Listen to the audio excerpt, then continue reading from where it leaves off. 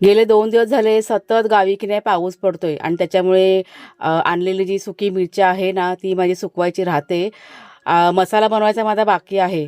आज म्हटलं ऊन आला की पहिला ते काम करून घेणार. त्याच्या आधी आहे ना मी गेले होते किचनमध्ये आणि हा दुधाचा टोप आहे ना तो मला दिसला. त्याला भरपूर अशी साय चिपकलेली होती. साय घेतली आणि सर्व चेहऱ्याला की नाही लावून ठेवली. म्हणजे अंघोळीच्या आधी लावलं का ते स्किनसाठी बघा चांगलं असतं ना. ऊन आलं, मिरची सुकत घातली आणि त्याच्यानंतर मी आले इथे बाहेरच्या पडवीमध्ये. हा तुटलेला स्टँड आहे ना कुणालने घेतला होता आणि सगळं तोडून मोडून त्याचे जे पार्ट आहे ना वेगळे करून ते काहीतरी साफ करत होता. त्याच्यानंतर मग संध्याकाळच्या वेळेस गेले होते व्हिडिओ अपलोड करायला. रेंजचा खूप प्रॉब्लेम होतो ताईनं, त्याच्यामुळे असं बाहेर जाऊन व्हिडिओ की नाही अपलोड करावा लागतोय.